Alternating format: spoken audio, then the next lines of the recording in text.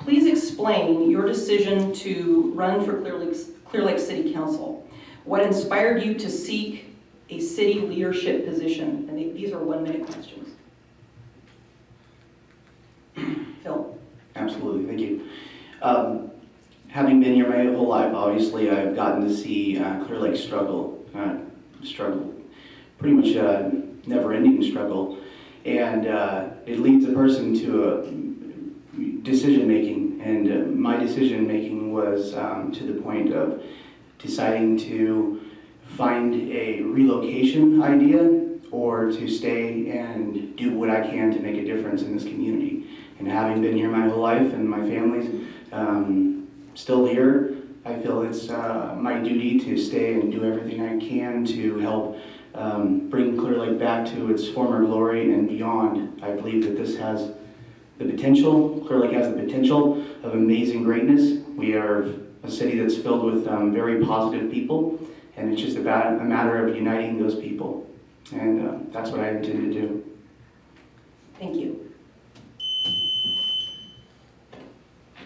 Jody. Well, I decided to run last spring after I wasn't appointed to Nick's seat, but we're glad Nick's there. He's great. My feeling was when I ran on kind of an economic development, redevelopment platform originally in 2010, and then shortly after that, the governor took away redevelopment. So now I kind of am looking forward to coming back, because I think a lot of those things that we were working on back then are now going to come to fruition, and hopefully my institutional knowledge and experience both in the business sector and the government sector would be beneficial in these times as we see Clear Lake start to move forward with all these positive things. Thank you. Joyce.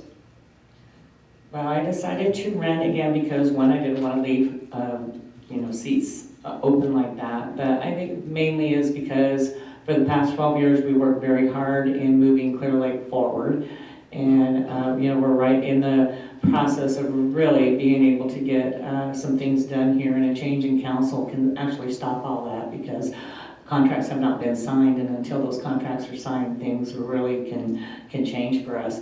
I want to see Clear Lake move in this positive way that we've started. We've got our parks going. We're looking at doing our greenbelt and our Lakeshore Drive design, and really doing some things for the community. And I think we're just at a real essential time that you have some knowledge of the past. And so I hope to keep that knowledge of the past and keep the city council moving forward and keep the city moving forward in a real positive direction. Thank you. Bill? The reason I decided to run for city council, I have stood here and talked before the council and haven't got no place. The main reason I am running is a waste of money. No plan to fix these roads. This has been going on since 1980. And when you talk about the roads, they say, we don't have any money. Now, millions of dollars has went through this building. Now, show me where it has went. Thank you. Nick. When the seat came open earlier this year for the council position, I was asked by people within the community to apply for it. I'd retired. I was happy doing honeydew stuff, if you want to believe that. And I applied. As I said, I care for this community.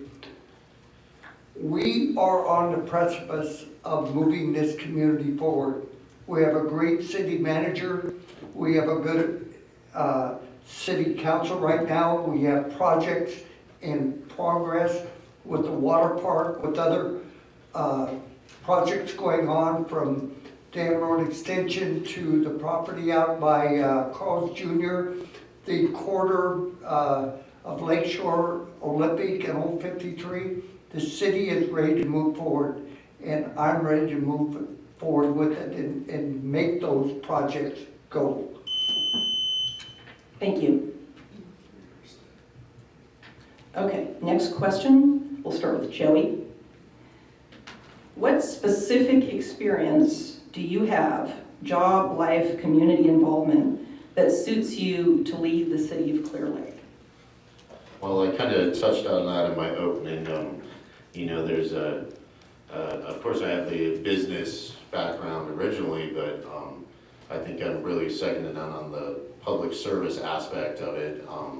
And I think having both of those is really what makes me the most valuable. And even more so than when I was originally on the council, because over the last 2 years I've learned ways around Sacramento and through state agencies that I did not know before. So besides for what led me up to originally serving on the council, I think the last 1.5 years I've learned so many things that I can use to help to move us forward, and built a lot of relationships along that way. So yeah, it's a plethora of both that I think makes me fit to lead the city. Thank you. Joyce. Well, I've sat here for 12 years, so I hope that qualifies me a little bit. So I've also worked with corporate, I ran a corporation, so I know the corporate world, which the city is basically runs in a lot of ways like that. The funds and stuff that we have coming in have to be used a certain way. Grants have to be used a certain way. I have the experience in financing and grant writing and how grants are to be applied. So there have been things when I first got on that I was able to catch because of that, which kept us out of some hot water. I very much into our community and knowing what our community wants, and see, I am one that even if it takes me 10 years, as the youth center did, I'll stick with something until it's accomplished that the community wants. And I think we have a really great staff right now, and I think we have a great council to really start moving things forward in that way. So I worked, the first 7 years, I basically lived a lot of training in Sacramento. I went to everything, so that I feel qualifies me. Thank you. Bill. I have background with the railroad, background with the military, background in construction. I have no background in government. I know very little about government, but I do know that there's a better way of doing things. I'm the kind of person that doesn't do a lot of talking. I do things, and that's what this city needs. Thank you. Okay. Next question, and we'll start with Joyce. 1 minute for the answer. Oh, I'm so sorry. We got 2 left. We missed It's people. okay, I'm the baby of the family, I'm used to this. I'm so sorry. Go right ahead. I'm jumping ahead. You're right. Nick. I'm the baby of the family, I'm used to this. I've worked in the city for decades as a police officer in different cities, and the last 20 years here in Clearlake. I served 6 years on the board of directors for North Coast Opportunities that managed a budget worth about $14.5 million. Every month we had to evaluate that budget with our chief financial officer. That was federally funded program that came a lot of the money to the state of California. The 5 months I've been on the council, I pretty much hit the road running because I was familiar with the way that the city ran. I'm involved in the community as far as being a very active member of our local Rotary. This is a job that I want to do for our community. I'm ready for it, I'm qualified. I know this community inside and out. I worked the streets of this community for 20 years. Thank you. Phil? Thank you. So I would say that I definitely don't have any background in politics, but what I do have is an ability to overcome obstacles. And if there's one thing we have here in Clear Lake, it's obstacles. I've been put in a position many times in my life, from the development of my company from scratch in a community during our worst recession ever, and my company's thriving. Been put in a position, having never played a sport in my life, to coach children for 15 years in multiple different sports. It really just comes down to applying yourself. And I feel like relationship building and teamwork is the key to the success of our community. And when we bring people together, and we work together as a team, and we accomplish things as a team, we will see things happen. It's the divided is what is causing our issues, and working together is what's going to overcome them. Thank you. Okay, now we're going to the next question. Next question, we'll start with Joyce. What are the top 2 things you will do to increase tourism in the city of Clear Lake? Well, first, I took the CTA class, and it's really amazing how we don't realize all the things we've forgotten, even though since I've been here since '72, of the different things that we have right here in our own area. We tend to forget all the wonderful things we have. So, promoting those things even amongst ourselves and reminding everybody in our own local, because word of mouth is really a lot. We need to be out there promoting and being positive about our area. One of the things when I first got on council is all I ever really heard was the negative part about our city. But the reality is we have a wonderful city. We need to talk positive, and we need to not allow anybody to talk negative about us. I no longer, if somebody's just cutting our city down just to be cutting it down, I no longer listen to it. So we need to really just be positive about our community, telling our friends and our families and people that when we're down in the Bay Area, because most of our tourists really do come, I call it local, within 500 miles. That's the normal people that come here. So when you're in Sacramento, talk positive. When you're in San Francisco, talk positive. Thank you. Bill? What was the question? Okay.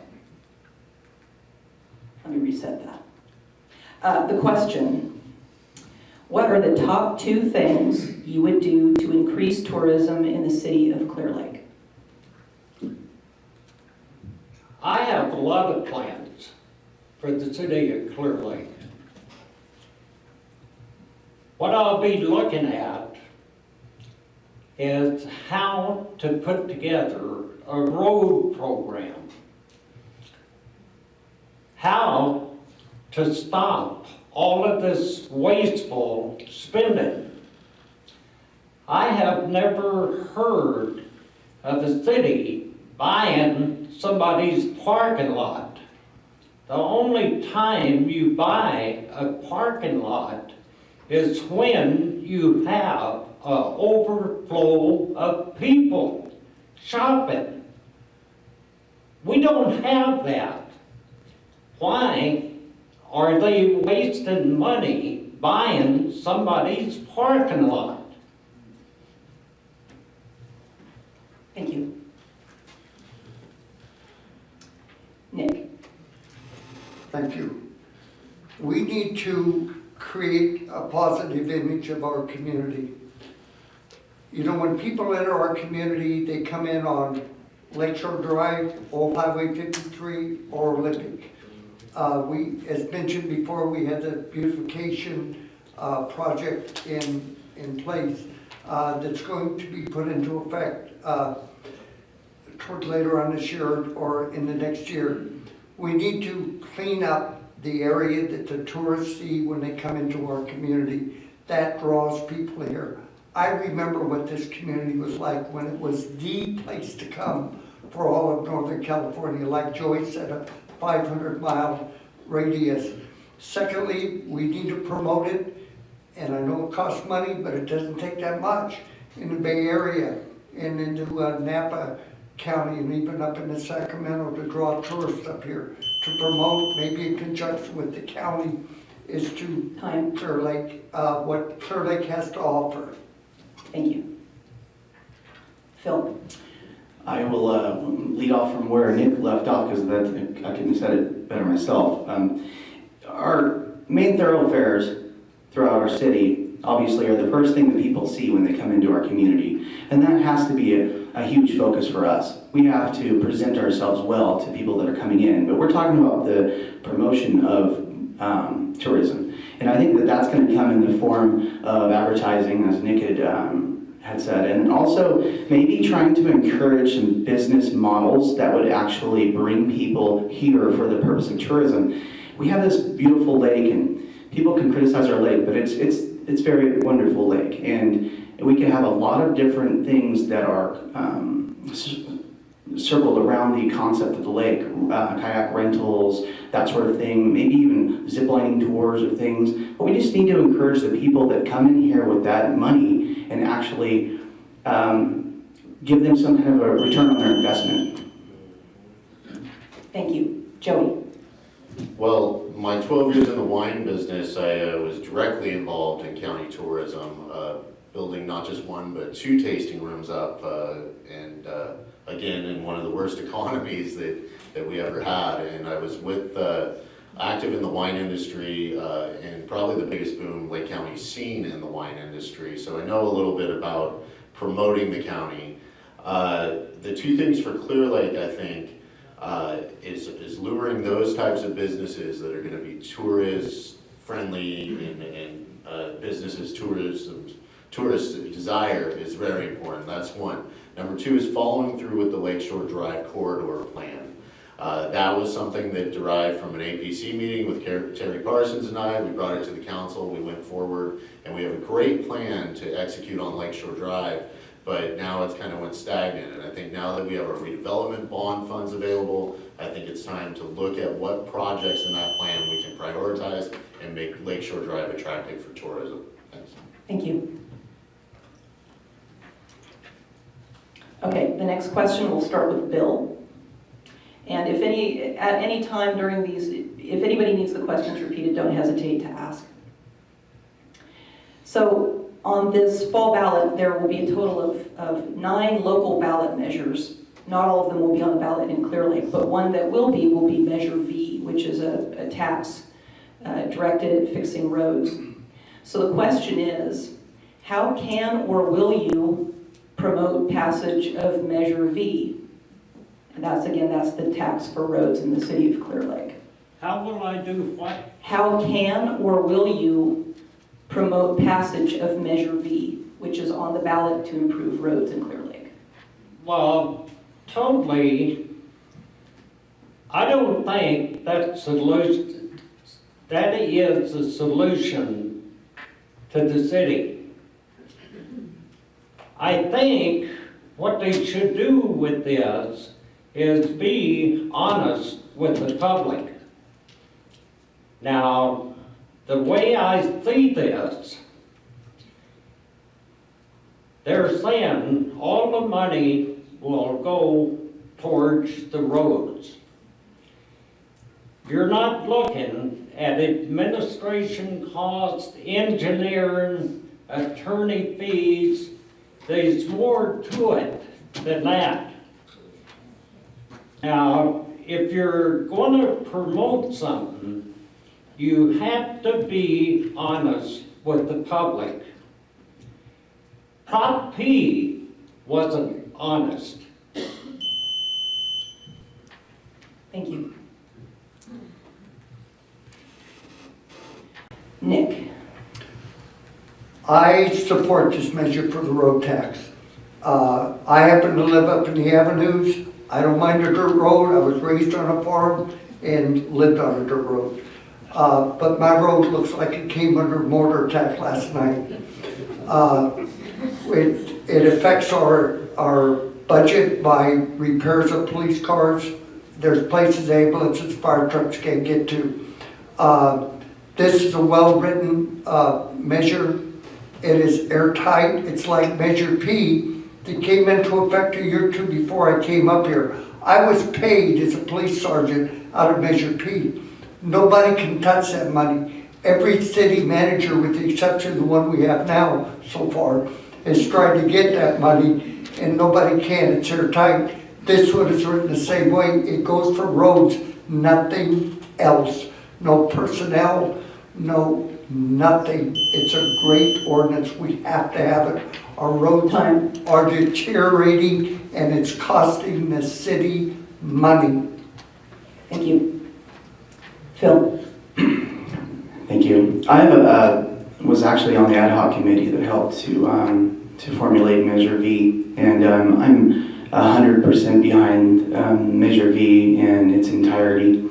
The measure is well written. It does take into consideration many of the different issues that people have brought up, and as I'm actually out meeting the community, I'm actively pursuing passage of Measure V, and I will continue until the 8th of November. Measure V is absolutely a necessity, and it actually, if you drive a motor vehicle, it will be a financial benefit as opposed to a cost. If you just sat and did the math on it, it costs you very little per person, but the benefits are enormous. Thank you. Joey? Well, we all know this is a big problem, and we could actually, some of the potholes, we could hold this meeting in our streets. So I supported the previous tax measures. I support Measure V. It's really the only answer we have when you have deferred maintenance it's up over $50 million now, and our city budget is only $5 million and some change every year. The grants are drying up. I just met with Doug Herron at Public Works, and what we used to get in Safe Routes to Schools, which would help us do some of the roads, those are drying up. The only answer is to help ourselves. This tax does that. It doesn't put a large burden on food or medication, and it also brings in money from the people visiting that are spending money here in the city. So really, and it opens us up for grants we might not be able to apply for without being a self-help city. So it's a win-win, and we just need the super majority to agree, because most of the people in this city do want to see these taxes passed. Joyce? So each time we have put this tax up, it has just barely failed because we have to have over 50%. It's not a general tax. They really need to, the state needs to kind of change these things around, which we are working on doing that now at the state. But I think the misconception is people say that we've had money. None of these measures have ever passed. In fact, the last one I said, please don't bring it back to me. It's like enough. But when they brought this forward, they made the changes that the community wanted. They created a community committee. So if any of you out there that want to be on that committee, this passes, you guys can apply to be on that committee, which will help us. We have to become a self-help city. No residents, there is no grant money or state or federal money, which I think people don't understand, that goes towards residential roads. This is the only way to get the roads fixed. Believe me, I spent thousands of dollars on front-end alignments and tires alone, that you wouldn't spend that much money on this tax a year. Thank you. Okay, the next question, and we'll start with Nick. Obviously, fire danger is on everybody's mind right now, and one community member would like to know from you what your future plans are about enforcement or dealing with empty lots in the city that have dead brush, trees, and leaves that need to be cleaned up. So what would your solution be for dealing with those properties? That's a great question. I've already referred a couple of lots to code enforcement because of citizens contacting me, and they have addressed it. That is a code enforcement issue. We don't want lots next to a residence that are overgrown. Thank goodness the rains have come now, but a month ago, that created a hazard for those two particular areas that were brought to my attention. We informed, on one of them, code enforcement had already contacted the owner of that property. If you have a lot that is overgrown and code enforcement hasn't gotten to it, get a hold of myself or other council members or directly to code enforcement. The code enforcement officers have areas that they are responsible for, and they're going after these. Thank you. Phil? That's absolutely a problem. If we take a look at what happened here during this summer on the backside of the avenues, that's it's a huge pressing concern at this point, and that's mirrored throughout the city. If you actually drive around to the perimeter of the city, you'll find multiple locations where a fire could find its way easily accessing the residential areas because of these uncleared lots. Now, there's a lot of ways to address that, and code enforcement has a pivotal role in that, but the initial cost of clearing the lots and then processing to seek that funds back from the owner of the property is a process. But I think that key to that may be using a convict labor crew, and that along with other efforts. But that's definitely going to be on the agenda for this coming year, given the last 2 years of fire. Thank you. Joey? Well, speaking on, as now a fire victim, because my family lost their property in the Clayton fire, it's something that's heavy on my mind.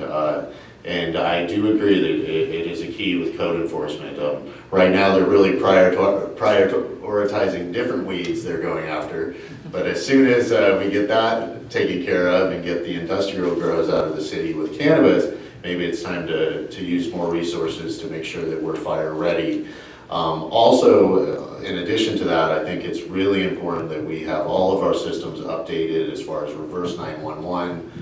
We need a better plan to make sure people can be evacuated out of the avenues or the Chapman tract. All those are important things, and I think one of the things after this fire that's been heavy on my mind is fire safety for this city going forward, because we're in a new game with global warming, with how dangerous and fast moving these wildfires are. We need to be ready on all ends. Thank you. Joyce?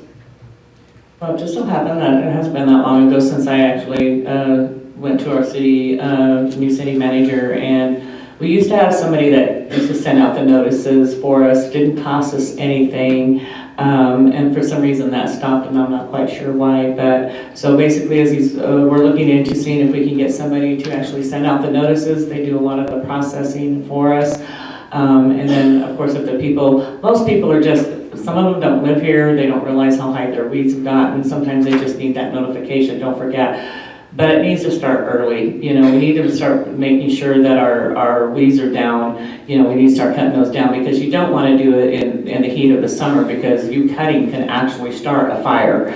So you need to make sure that the areas that are possible to keep down, there's lots of things they can put on your weeds. There's a lot of natural stuff you can put on your weeds to help keep them down.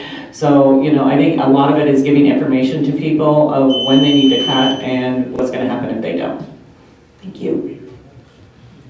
Bill? Maybe I look at things too simple. It's like weed abatement. You get on the phone, you call them. Tell them to cut their weeds. If they don't cut it, we'll cut it, and you'll be billed. It's just like code enforcement. You go out, you talk to the people, and you give them X amount of time to clean up their property. If they don't do it, then you come back, you red tag it, put a lien on their property. To me, everything looks simple. I don't know if it works like that or not. Thank you. Okay, the next question, we'll start with Phil. This is a sort of a long lead up on this, so I've got to give a little explanation for it. The San Diego County Sheriff's Department estimates the value of a single mature marijuana plant to be $3,000. The Lake County Sheriff's Narcotics Task Force recently eradicated more than 24,000 marijuana plants in one day, equivalent to more than 73.7 million, based on that estimate from San Diego. Proposition 64 on the November ballot, that's a statewide measure, if passed, will legalize recreational use of marijuana. The City of Clearlake and the county desperately need funds for street repair and to recover from devastating wildfires. As councilperson, what will you do to ensure Clearlake gets maximum value from the county's marijuana crop should Proposition 64 pass? Well, if we're talking about trying to profit from somebody's enormous marijuana grow, that's a pretty difficult thing to try to do. We don't know how that marijuana was grown. There's a lot of unknown variables in that. So even if it becomes legal and that would become recreationally legal, that'd be kind of a dicey subject. As far as the growing inside of the city of Clearlake, we don't have the structure in our city to grow large amounts of marijuana. And I assume that that's kind of where the question's going. I understand there's value in marijuana, and I understand there may be something to that. Obviously, many states are now gripping with those, but they're also gripping with the issues surrounding that. So inside of our residential communities, I don't see that. As far as agricultural areas of our county, I think there's possibility there, but it's going to have to be done correctly, and it's going to have to be very secure, and that's my thoughts. Thank you so much. Joey? So besides for working on this issue when I was on the council, I have been working on it both in my state service and at that time, and you know, it looks like Prop 64 is going to pass. I truly believe, you know, bringing that industry out of the darkness and into the light and regulating and making them pay taxes is well overdue. For Clearlake, I agree with Phil. We're not exactly a cultivation area for that because we just don't have the zoning that allows that.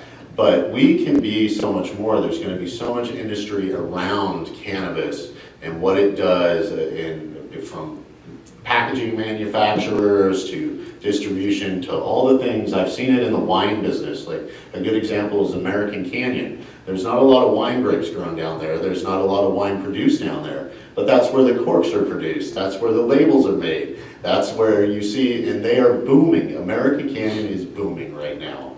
And it's all because they set themselves up to be kind of the support service around the wine industry. And I think we could do the same here for cannabis. Thank you. Joyce? Okay, so can you repeat the county part of that, please? What was the second part? The county part, it's, as councilperson, what will you do to ensure Clearlake gets maximum value from the county's marijuana crop should Proposition 64 pass? Well, I agree. Our ordinance does not allow but for 6 plants, and whether that law goes into effect or not, it's still the same law.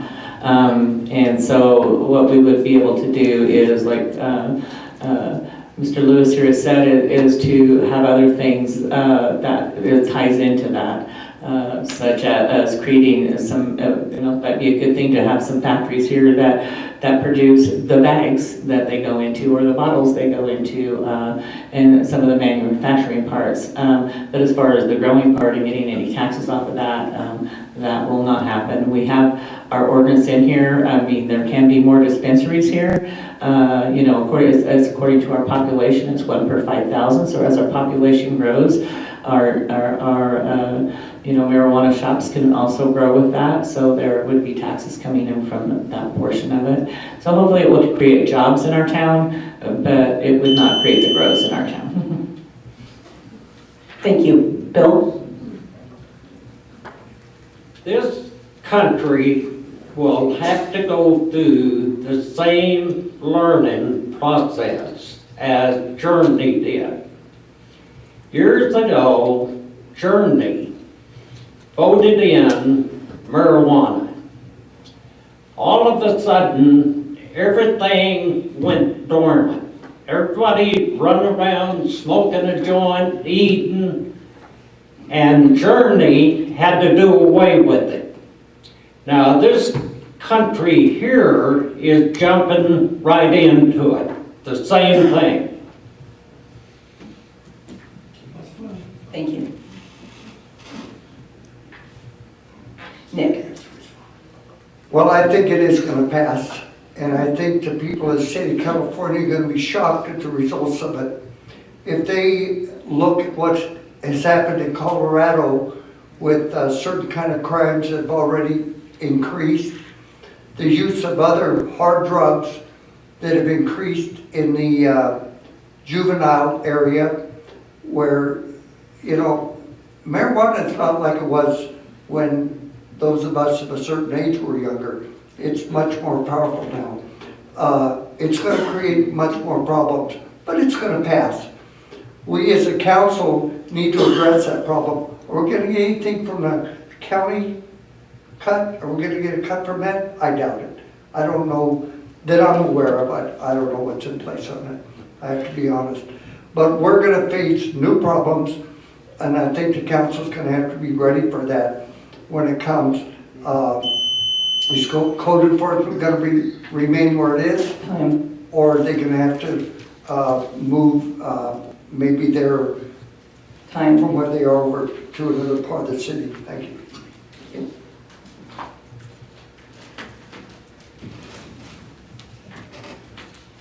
Okay, the next question, and we'll start with Joey. What role, if any, do you believe a council member has in encouraging business development in the city of Clearlake? And how would you work with businesses if elected to the council? Okay. Well, that's an easy one, I guess, for me to answer. I've worked with businesses for a very long time, both on the chamber and as a business manager here in the community. So that's not something that's foreign to me.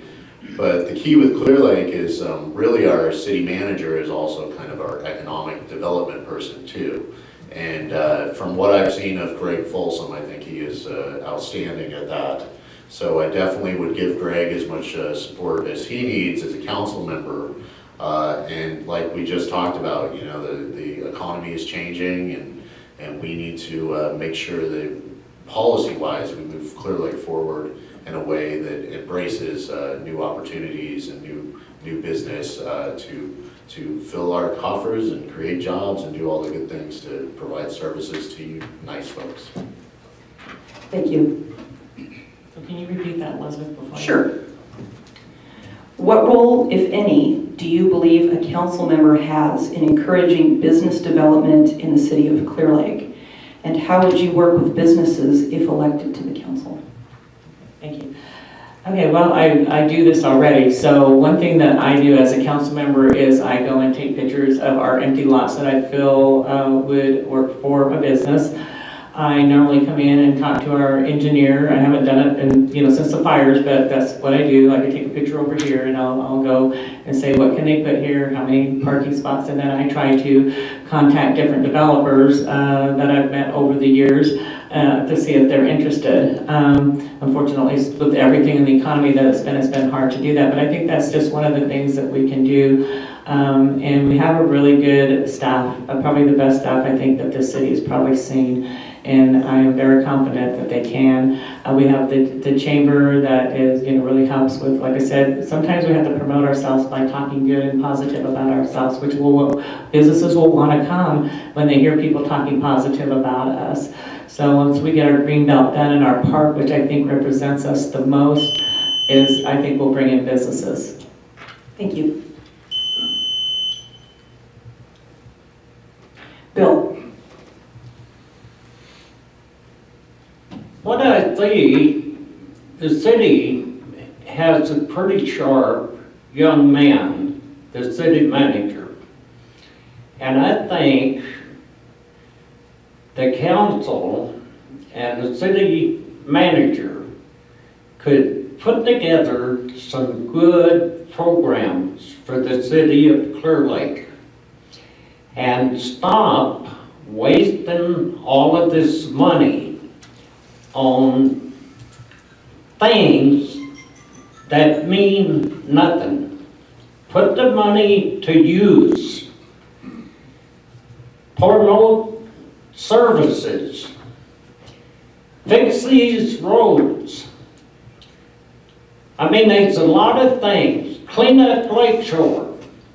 And I think with a good council and this city manager, all of this stuff can be done. Thank you. Nick? Every council member needs to be an ambassador for the city. In the short time I've been on the council, have already sat in meetings with the city manager and the prospective developer of the water park property. Other council members council has had presentations by a developer for the property between where Sears is and Carl's Jr. There are other projects in place within the city that are moving ahead. Each council person needs to be an ambassador for the city.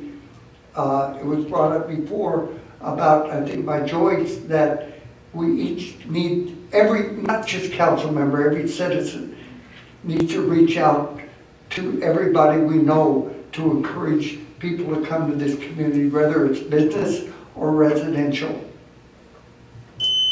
Thank you. Phil? There's a term I hear a lot in my industry when we're at conferences we go to, and they say, who in your corporation is involved in sales? And the idea is that everybody should raise their hand, because the truth is we all are part of that. We're all here as ambassadors trying to bring people to our community, and we have to know what's good about our community and how their business could grow in our community.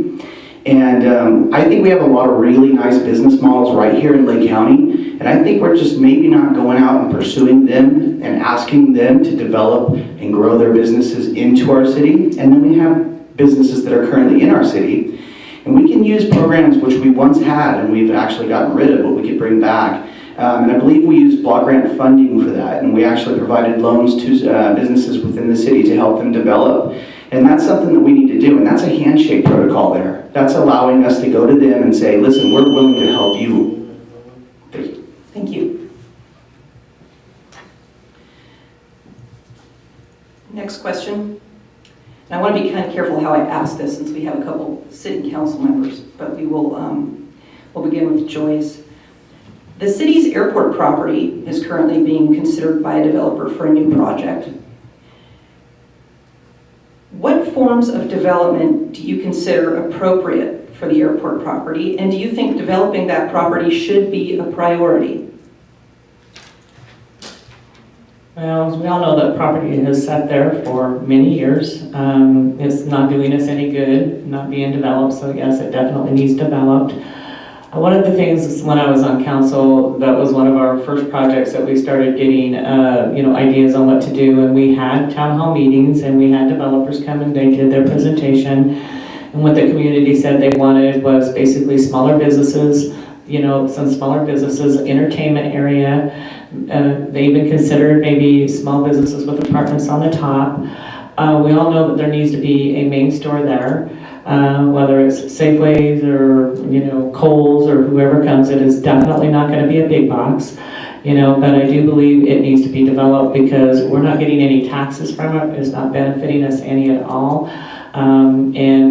I just feel that when that project comes forward, the community needs to step up and let us know, is this a project that you want? Because remember, we're just your representatives. We represent what your guys' thoughts are. Thank you. Bill? Well, what you need to look at is when you're coming on 53 and you turn off the 53 on Lakeshore and you start looking around and you say, what happened here? Look at these buildings. And most people that come down Lakeshore, they look for a place to turn around and get back to the highway. Now, I think the first priority is cleaning up Lakeshore Drive from 53 all the way down to Olympic. Thank you. Nick? That property does need to be developed, and it needs to be developed in such a manner, and it needs to be addressed in many different areas to bring revenue into the city, still not to take away from our downtown area. This is the center of our city right here. We have City Hall, we have Chamber of Commerce, we have our parks here. We don't want to take away from that. But if we could get businesses in there such as Kohl's or other clothing stores or something like that, a 24-hour pharmacy, whatever people may be interested, businesses may be interested. But we don't want to take away from our downtown area because this is the heart of our community right here. This is where we come to. We have our schools down there for our youth as far as grammar schools and many preschools. So we need to be very careful when we develop that property and get the right properties in there. It doesn't distract from where we are here. Thank you. Thank you. Phil? I will agree with Nick in that that downtown corridor idea is a little different in its makeup than that particular property up there on the highway. That's going to be a high volume area, so we're probably going to stick towards things that are needed in our community right now. And some of the things that I could just roll off my tongue real quickly is a sporting goods store, for example. We have a huge amount of children here that play sports, and there's nowhere to go to buy their sporting goods other than Walmart. Walmart's fine, but it'd be nice to have a Big Five or something of that sort. Also, an apparel store would be very nice. And maybe some of the shops that typically follow that kind of a model, you know, small specialty stores, maybe a restaurant, maybe coffee shop, that sort of thing. So I think that there's a whole bunch of different opportunities up there, and I just think that we just gotta think outside the box and find out what fits too. I'm sure they're gonna wanna do a little business analysis to make sure that it would sustain in our community. Thank you. Joey? So I think I do agree. That particular spot is pretty set up pretty well as far as access for retail. The problem was the former city administration went about that development wrong, and they didn't get the community input, and they didn't do an EIR. And honestly, I really believe we would have broke ground on that project by now had it been done right in the first place. So now we need to do it right this time and get the community input. I was glad to help get us out of the Sierra Club lawsuit without costing the city anything, just requiring that an ERD be done, which should have been done in the first place, and take the input of the community and what they want to see, both the developer should and us as the city council should as we go forward. But it could be a great thing. And don't put all the city resources into that one project. We got to water the whole garden. So Lakeshore Drive is important for our tourism aspect of our economy. So that's how I feel. Thank you. Okay, the next question, we'll start with Bill. If elected, how will you support council initiatives which are passed that you personally disagree with once the council has decided collectively? How would you deal with that? Would you repeat that? Sure. How will you support council initiatives which are passed by the council that you personally disagree with once the council has decided collectively? Well, the past council for years has separated themselves from the public and lost total support of the people. Now, hopefully, the new council will win the public back and get the support of the people. If you have the support of the people, you can progress. If you do not have the support of the people, you will fail. Thank you. Nick? You know, I don't always get my way. You can ask my wife. But if a topic comes up before the council, I'll make my best argument based on whatever research I did. And if it goes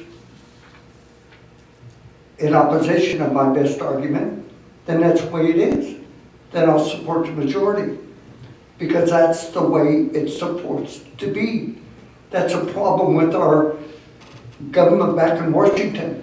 Everybody sits on this side of the aisle, everybody sits on the other side of the aisle, and never cross anymore. They used to. We're not gonna have this in this council. It cannot be that way. It doesn't benefit the community that way. You make your best argument based on what you've done in research.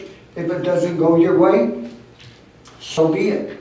Then you go along with what the majority says. Thank you. Phil? So I'm going to start off this one by quoting a fortune cookie. You know, I once opened one and I pulled a little slip out and it said, 2 people that are in business that always agree, one of them is simply not necessary. Well, when it comes to being on a council, that's exactly the concept here. If we all were up here and we all had the same like-mindedness, there's really no reason to have a council. We could just have one person make all the decisions. So having us come up together and collectively put our minds together and come to one resolution is exactly what a council is designed to do. And my life has been that through and through. Through my business dealings, through my coaching, through my 22-year relationship with my wife. You come to a resolution and you stick to it and you help each other. Thank you. Joey? So it's always 3 votes to get anything passed up here, and if those 2 council members didn't agree with that vote, they still need to put on the face and go forward with the rest of the council. And I've seen that firsthand. I've won some battles up here and I've lost some. And the worst and most ineffective scenario though is when the council votes on something and the council members that were dissenting continue to bring the issue up or continue to go out in the community and fight on that issue after the council has already ruled. And again, like Phil mentioned, teamwork. It's part of the teamwork that continues even outside of this building, that we all may not agree, but when the majority of us that we're all given a voice by you up here agree on something, we need to move forward with it.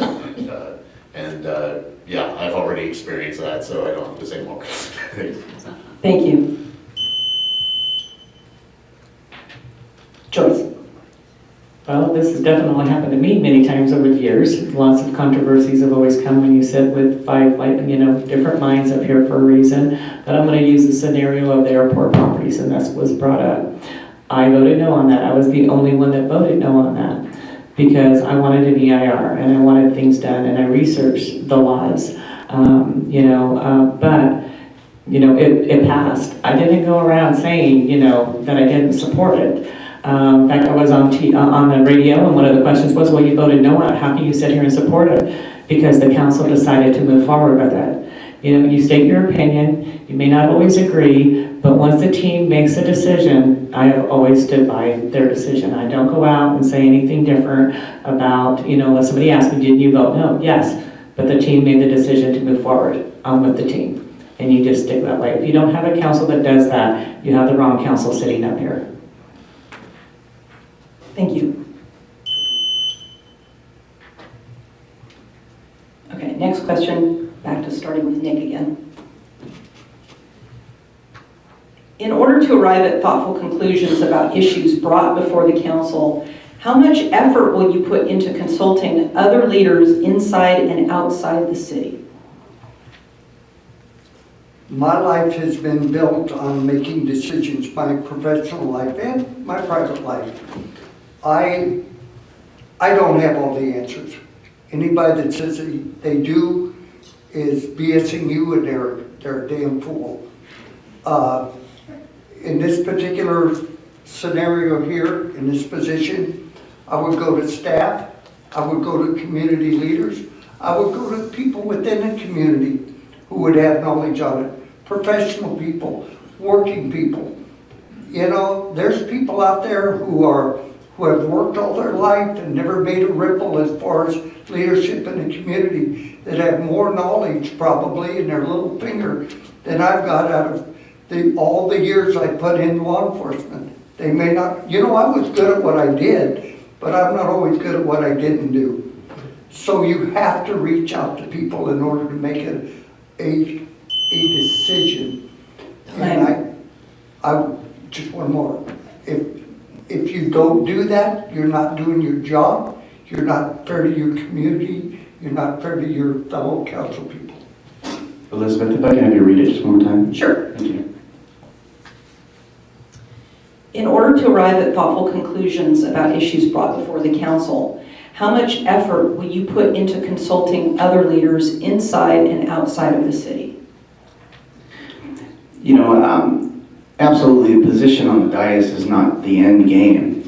Being a liaison is a huge component of this. Speaking to the other elected leaders in our community, obviously, to the county and then beyond, and then also speaking to the people in our community. Specifically, I would say the people that are business owners in our community. They're hugely affected by a lot of what goes on in the Lakeshore Drive corridor. So having constant feedback from the members of the community and leadership of the community is obviously going to be a huge effect on decision making. Thank you. Joey? Well, I feel the time I was on the council before, I had a great relationship with city staff. I think we worked well together. We did great things together. As far as outside of this building, I work well with the Board of Supervisors, work well with county department heads, both on the regional boards and just one-on-one. I also have a great relationship with our state legislators. I'm endorsed by Senator McGuire, by Assemblyman Dodd, by Board of Equalization member my boss Fiona Mott, and by Congressman Mike Thompson. And so it's important because when we are having the issues or our citizens are having the issues, you have to have those relationships to know who to pick up the phone and call to fix their problem. And those people answer the phone, or in this day and age, even the text, when I send them to provide and get help for our city. So, Thank you. Joyce? Well, one of the things that obviously over the 12 years that I've been here is I've made a lot of contact at just about every level, from Washington, D.C. all the way down to our county and our city. So the first thing that I do is, of course, we read our staff reports. I think every city council starts that way. You have questions, you talk to your city staff. They're just people too, so you may not always agree with what they're saying, and that's not deterring away from that they're doing their job. It's just deterring that we don't all know everything. So then you start contacting the people. One thing about I was the president of our division with the League of Cities, and it gave me a lot of contact with a lot of different areas that are really similar to ours, and it helps to know those type of people to give them a call up and ask questions. That's what I did with the airport property. That's when I found out that what we were doing was illegal, and unfortunately staff didn't listen and council didn't listen, and it got us in trouble. But I did bring it forward to the council that I had that information. So we continue to search. Thank you. Bill? The way I see it, each council member should pick out a project in the city that needs taken care of. Each one of them should have a project that they are working on, and keeping the citizens informed of the progress they're making. That is the way I see a council. Now me, I have a mission. Roads, a waste of money, safety in the city. I have something to work on. I don't know about anybody else. Thank you. Next question, we're going to similarly sort of build on what Bill just said. We've spoken about a lot of issues tonight, but I'd like each of you to give a minute to discussing what you think for you personally would be your most critical issue or project, I think was Bill's language, that you would be working on and if you were elected. And we'll start with Phil. Absolutely. Nothing resides more in my mind than the necessity to restore the beautification of our downtown corridor and our arterials and collector streets in our community. I feel that that's our number one draw of negative comments, and I feel like that would be the step in the right direction to stamping out the negativity. And also with that, a really direct effect towards promoting positivity and positive communication within our community and promotion of our community. I think really just changing the way that people perceive themselves within our community and the way that we talk about our community is enormous, and we need to take steps, large steps in that direction, because if we want people to feel positive about the community, we have to do everything we can to get rid of the visual effect of the negativity. Thank you. Joey. Like I kind of alluded to in my opening, my biggest priority is making sure to do the things that we should have been doing with redevelopment back in the past, but then it was taken away, so we got to spend 4 years dissolving the redevelopment agency and figuring out what properties we could keep and what we couldn't. Well, now all that is done. Now it's time to focus on getting the work done to get the best bang for our buck for those millions of dollars in funds that we can use to do economic vitalization in our city. So that's probably my biggest thing, and Phil gave a second one, so I'm going to give a second one. I think safety, whether it's fire safety or it's continuing to support our police department and keeping our streets safe, is another big thing that I want to continue to focus on. And when I was a councilman, I spent hundreds of hours, not as many hours as Nick, in a patrol car, seeing what the issues are and finding out how we can best serve our community. Thanks. Thank you. Joyce.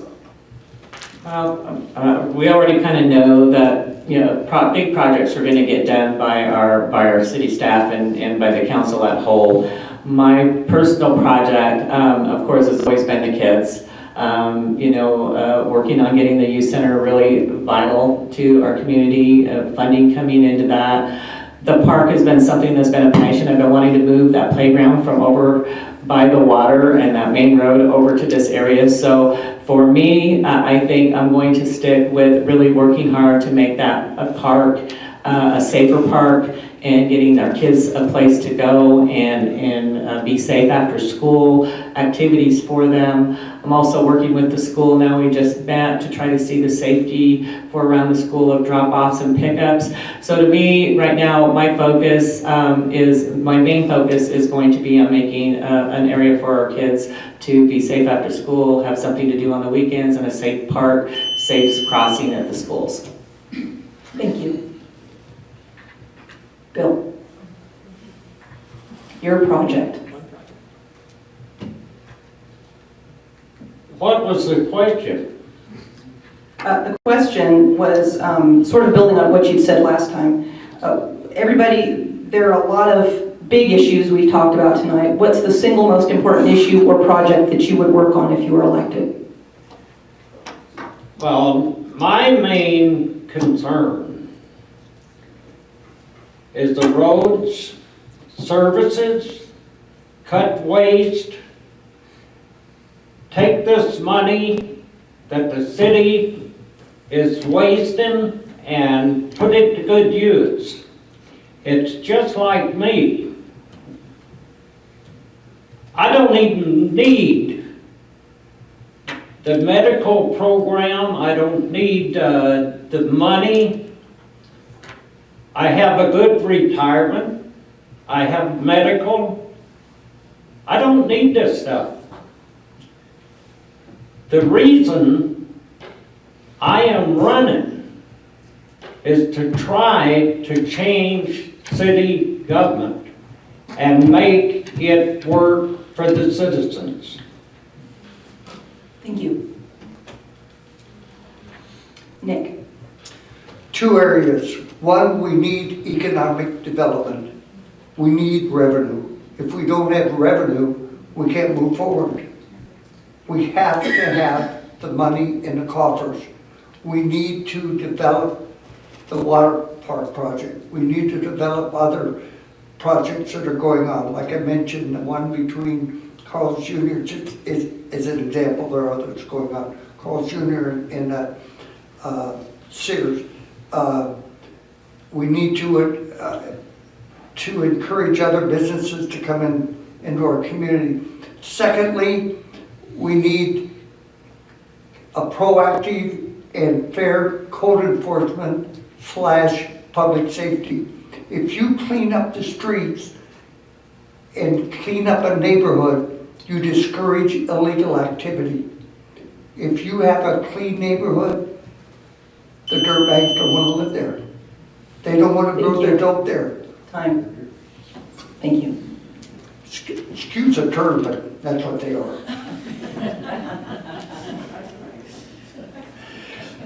Okay, the next question. And Like it is. we've talked about roads before, but we've gotten additional questions on it. So I just like to go back and spend a few more minutes on roads because it is a frequently listed issue by residents as it affects safety, quality of life, property value. So as a council member, and we'll start with, I believe we start with Joey. As a council member, and this doesn't have to even refer to Measure V, I mean, I know that that's in the mix, but as a council member, what would be your approach to finding ways to improve the city's streets and roads? Okay. Well, I talked about Measure V, and I think we all did, and we agree that's a good thing. But in the past, when we didn't have the funding, it was being creative. It was finding out where we can find like safe routes to school grants. Another thing that is good, if you have a big development coming in, doing the agreement that the council did just approve, a development agreement to go towards improving infrastructure. Unfortunately, the days of organizing community or neighborhoods to do their own taxation or bond measures are difficult. So you just have to be creative. Whether it's working like Davis Street, we cooperate with the county on the maintenance for that. But truthfully, Measure V has to pass because the only way we're going to be a self-help city and get at least a dent into the issues on infrastructure on the roads here, we have to get that passed, and we need the majority of citizens already want it. They've proven that, but we need to get that super majority. Thank you. Joyce?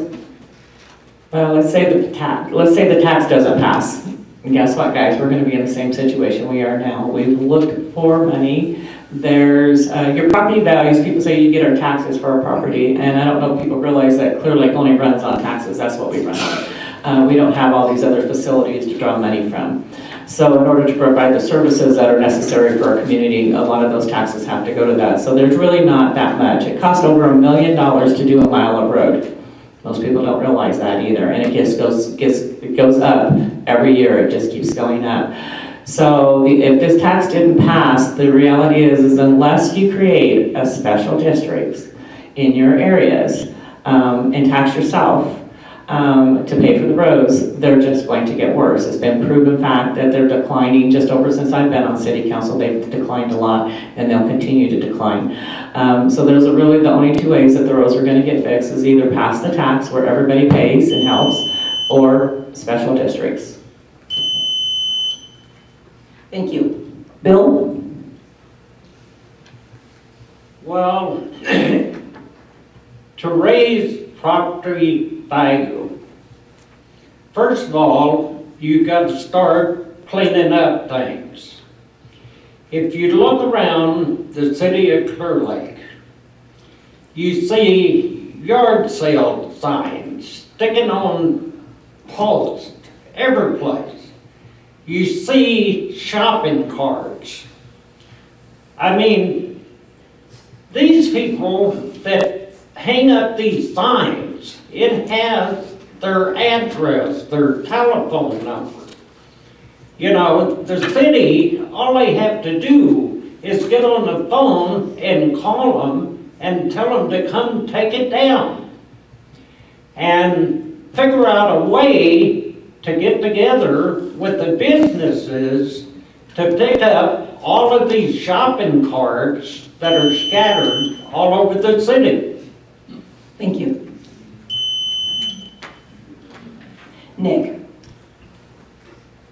Without this Proposition B, the roads aren't gonna get fixed. There's no money for it, and there's not gonna be any money for it. The assessment districts Joyce spoke of, from what I understand, are next to impossible to create. It was talked about in one area of the city at a meeting that some of the staff was at, and it was explained to them by the city manager. And believe me, I can't make his argument. I'm not qualified to do that. The difficulty in it. They're just not going to be, they'll continue deteriorating. And without those fixed, our property values will continue to deteriorate. Fix our roads under this proposition, our property values will go up. Thank you. Phil? Our roads are absolutely a major situation. I mean, we're on the pavement condition index, which is a 0 to 100 scale. We're at 37, which is really super low. And with Prop B, we're going to be able to generate 1.6 million a year towards that. And I think the real key there is the 400,000 a year that's going to go towards the non-paved roads. People live on non-paved roads don't get a lot of attention. A lot of people in this community live on dirt roads. So we need to give those attention. Aside from Prop V passing, well, it's a pretty dire situation. There's very little funds to take care of these issues. I am still a big believer in the assessment districts, and I know it is a difficult task to pull them off, and I believe that working towards building a template that would work for small areas to self-assess and pave their own road is really going to be the only way we're ever going to see the roads getting paved. Grading, fine, and topping, fine, but actually paving those roads, those blocks or roads will have to do that themselves. Thank you. Are there any other questions from the audience? Does anybody else have a question they'd like to submit? Okay. I want to give you one final question before we go into closings, and I want to give you a little extra time, so I'll work on the clock over here while you're answering so it doesn't interrupt you, but I want to give you 2 minutes to answer this, and this is something that has come up recently, and I just like you to each have a little extra time to think about it and talk about it. And we'll start with Joyce. The city of Clearlake has for many years struggled with its image. We've discussed that tonight, both amongst residents and visitors. And while city leadership has been working to create a new image for Clearlake, the issue came into sharp focus again recently when out-of-area media that was covering the wildland fires painted a particularly harsh picture of the city, which spurred debate locally. In your opinion, does Clearlake have an image problem? And if so, why? And what do you propose to do about it? Yes, Clearlake has an image problem. I think we all have recognized that. And it has a lot to do with us. Because what I've heard since I've lived here is more people talking badly about our own community instead of positively. So we're here to make a new brand for ourselves. First off, we started with a logo. I sat at the ad hoc marketing committee, and we have this awesome logo now. If you notice, it's bright, it's cheery, it's positive, and that's what we need to start doing. When I lived in the Bay Area, really is what I heard was, well, when I went up there, our own local people are telling them bad things about. They don't know, no offense, but if somebody's coming up here and visiting, I have my relatives come, they absolutely knew nothing that was going on in our towns. They didn't mind the dirt roads, they didn't mind the potholes. All they said was, oh, you live in such a really awesome, cute little town. And that's what most people that come here see. We're the ones that project to them when they walk into the store. And somebody says, oh, where can I go to get eat? Oh, well, you can go. We'll really just have this one restaurant down here that's any good. That's what needs to stop. We need to brand ourselves as being happy, positive. We have really nice people in our community, people that work very hard. The reality is negative always stands up more than positive. So we really just need to step up the positive and work hard to say, this is us. This is us. We're happy. We have an awesome town. We have wonderful restaurants to eat at. Yes, we have little stores down here. You want to buy a nice pair of shoes or an outfit. There's lots of stores right downtown. We need to start thinking positive instead of saying things like, oh, well, we only have Walmart up here. We don't only have Walmart. We have lots of small towns and businesses that you guys need to shop at. And you need to support them and make sure that they know that we're here. So it's really us branding ourselves to be a happy, friendly, active community who wants to bring a positive out to everybody that comes here. Thank you. Bill? The way I see it, you need some new ideas and some good solutions to all of the problems in the city. The problems with the roads. The problem is we have no services. We need to promote businesses. You gotta get your vehicle and drive someplace else to even have soles put on your shoes. You gotta drive someplace else to buy clothes. We have no services. We have a problem with the roads. We have a problem with the waste of money. And this is not the answer. You have another minute if you'd like it. You done? You have another minute. I'm all through. Okay. All right, Nick. I think the article you're referring to was written by a so-called journalist from the LA area that even got the businesses on the wrong street. He'd probably never even visited Clearlake in his life and had total misinformation. You know, the problem with misinformation that gives you a negative image is that people don't know what the hell they're talking about. We have a high crime area. We have a high crime rate here in Clearlake, I'm sorry. But you know, 98% of our people are hard-working, God-fearing people. Or have been, maybe they're retired. It's that small percentage that are repeat offenders time after time after time. Their face and name may change, but it's the same dirtbag time after time after time. I saw it for 20 years here. I saw it for a couple of decades down in the Bay Area. And in the Bay Area, I worked in one of the highest crime areas of the United States. And the people there, like here, were great people. I chose to live in this community, and my wife and I chose to move here because it is a good community. I remember when Clearlake, when Austin Park over here, I have old home movies of my nieces and nephews running up the sand from the lake back in the late 50s, early 60s. What a time that was in this community, when it was the Highlands, when we had a drive-in theater up here. Time.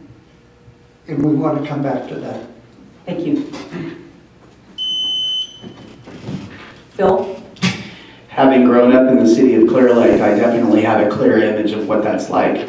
As a child, I would actually declare myself, and most kids did, a Clearlakean. Basically, you had given yourself this negative connotation, a stigma that identified you as the underclass to the rest of the county. Why we would give ourselves this name and this kind of negative connection, I don't know. It was just kind of something you did. You grew up in a community and you kind of viewed yourself as lower than the average, and that's a sad situation. It takes looking at the man in the mirror to decide that that's not the truth. And I've worked very diligently to change that opinion of myself, and I've worked very hard to accomplish what I've accomplished in my life. Every other child that grows up in this community has the exact same opportunities that I had, and they can accomplish whatever they can. And I actually go around to the schools and I actually promote that. I can't tell you enough that that is the problem. The problem is a stigma that we've created ourselves, and we need to stop promoting the stigma and start promoting the positives. I see a community that is the first to jump together and help each other in times of need. I've never seen another community do what we do. If something terrible happens to somebody in our community, we will come together and raise hundreds of dollars in seconds, thousands of dollars in minutes to help them. Whether it's fighting cancer, whether it's fighting something they've lost in their home. It's amazing what happens here. And we're talking about an 80+% poverty rate, and we're able to accomplish that. What else are we able to accomplish? We have everything we need to accomplish the goals. We just need to step in and do it and change the image, and we change that image by changing the conversation. We are a wonderful population. Clearlake is amazing and beautiful, not just the scenery, but the people within it, and we need to know that every day. Thank you. Slow clap.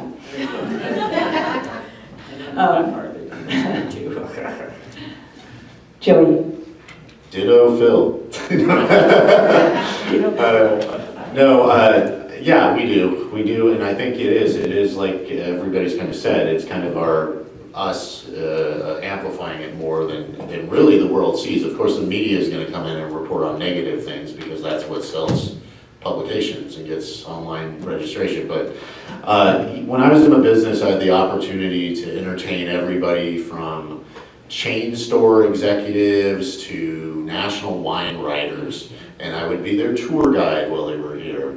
And I can tell you, they see the positive, and you talk to them too about what the plans are and what the visions are for different communities. They don't see so much the blight and the ugliness, they see the beauty, and we have one of the most beautiful places in the world. So there's that. My boss chose to buy her second home up here after coming up and visiting, and we rolled out the red carpet, and she didn't buy it in Kelseyville, she didn't buy it in Lakeport, she bought it out here on Lakeshore Drive in Clearlake because she saw the potential, she saw the beauty. And then now that she's bought her home, a couple of her friends have come up and bought it, so and it's just putting out that positive image out there. And it starts from not just us as citizens or as elected leaders, but it's also the front lines in our grocery stores, our customer service people, even our city employees right here at the front desk. So putting that positive message out there, continuing to work forward on positive projects. You know who had an image problem in Sonoma County? Healdsburg. And now Healdsburg is such a destination town, and why can't we do the same here? So I'm positive we have an image problem, but I'm also positive on changing it to a positive image. Thank you. Okay, now we're going to move into closing statements, and we've discussed a lot of different issues. Of course, it's just scratching the surface, but this 2 minutes, we're going to give each of you 2 minutes to wrap up. You can talk about anything you'd like. You want to continue to discuss something we discussed earlier, you think you want to bring up something we didn't bring up, it's really up to you. So again, you have 2 minutes. We're going to go in reverse order. We started in alphabetical order. We're going to start in reverse alphabetical order. So we're going to start with Bill. You have 2 minutes to wrap up. In November the 8th is election. Now, if the people here in the city of Clearlake are satisfied with the way things is, then go ahead and vote for who you think is going to improve the city or keep it as it is. This will be strictly up to the voters. from what I see, we may have a large turnout in November. Hopefully, we will. Now, you will decide what you want. Not me, not them. You decide that. Thank you. Thank you. Joyce? There's definitely lots of things that we discussed tonight. You know, and I think one of our first things, as we've just really mentioned, is I sit on the ad hoc marketing committee, and I asked the mayor to put me on that because one of the things I really felt was that we needed to create a good brand for ourselves and a good image for ourselves. And I think everything everybody said up here about positive, I've been doing it for years, that the minute anybody started saying anything, I was like, oh no, I live in God's country, so I don't really want to hear anything bad. And we all need to really start stepping up and doing that and changing our image. With that image comes new businesses, with that image comes new development, with that image comes park recreation, you know, with that image brings everything. So we have to change what people perceive of us, which really, as we said, is that the people that are perceiving us that come here, it's us telling them what to perceive of us. So we need to change that. And with those changes, just that one change right there will change everything in Clearlake. You know, we have a great council right now, probably the best that I have ever seen since we've become a city. We have great staff. I feel the best staff. I feel the best in our police department. I feel right now Clearlake is moving forward in the best and positive way that we can. You have positive councils, and that's the reason why I decided to run, was because I wanted to keep that positive change coming. When I campaigned for supervisor, my big thing was I wanted to inspire change. I can't make the changes myself, but I want to inspire you guys to step up and make the change to be positive about anything that is said about us, because we are good people. We are honest people, we are hardworking people, and we work very hard. And the few that we happen to see, just remember, that's not everybody else seeing that. So stay positive. Thank you. Joey? So, you know, besides from my experience on the council, and that was I have to agree with Joyce, this council now and these candidates that we have, you know, there's no one up here that is not going to work together to make this city better. Unfortunately, the two councils I served with before this, that wasn't always the case. But we fought through, we brought the city out of the red, we got some good projects done, we brought money into the city that wasn't here before. I lost 2 years ago because I really didn't work hard to earn the votes that I should have got. This time I'm not making that mistake again. But when I lost, I didn't pack my toys and go home. I went to work in another sector, a bigger sector of public service, where now the work I do not just impacts a city of 17,000 people, but it impacts the citizens of our state. I've had big influence on 3 laws. 2 of them were related to the medical cannabis industry and regulating that finally. The 3rd one was very important to my heart, and it was the AB 1559 that extended the tax and fee obligations to disaster victims, because I saw a big issue after the fires that people, the last thing they should worry about is paying their taxes to the government. And we got unanimous support on that, and that was something I testified twice to in the Capitol. I also went out after price gougers that were taking advantage of fire victims and got tens of thousands of dollars returned to people's pockets after they were taken advantage by people who used that situation to profit. So I still have continued my community service and my work, and I look forward to getting your vote on November 8th and returning to the City Council and working hard for you on behalf of Clearlake. Thank you. Thank you. Phil?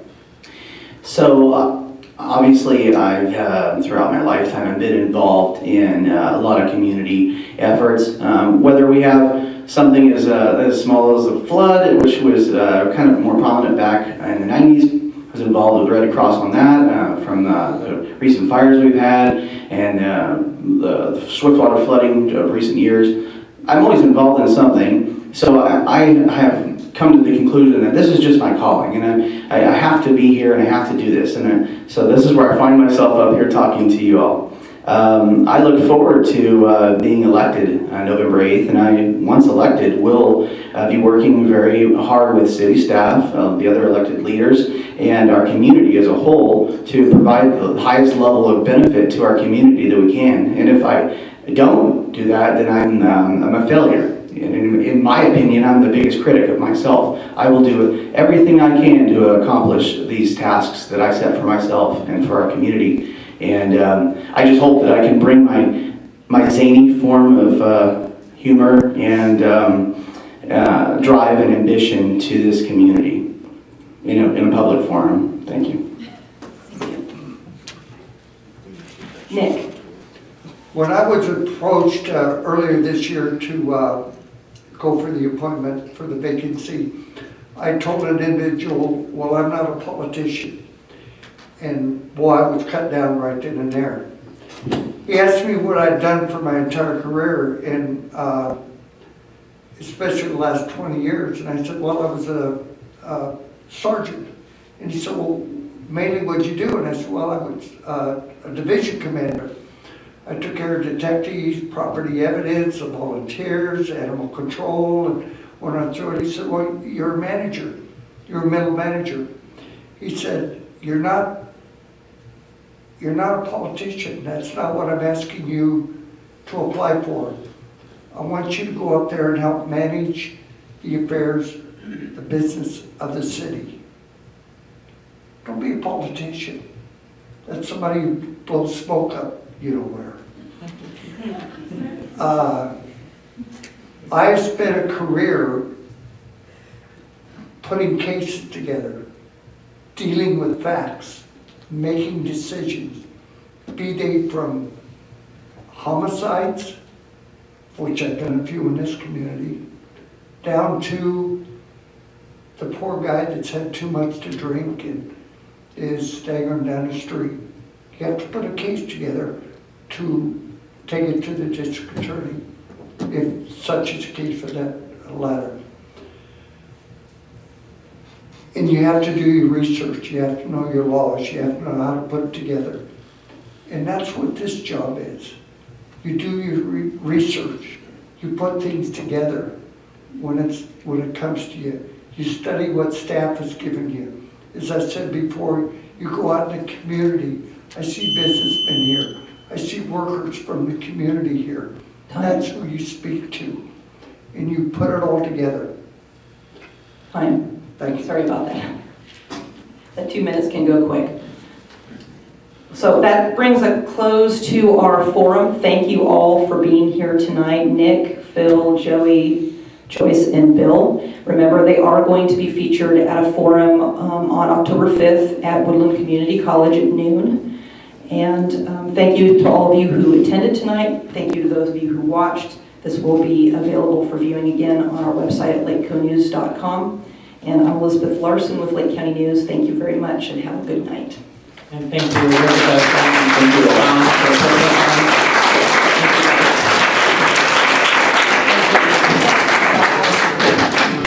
That was good.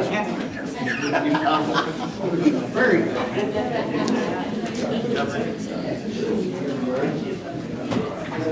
See you, Joyce.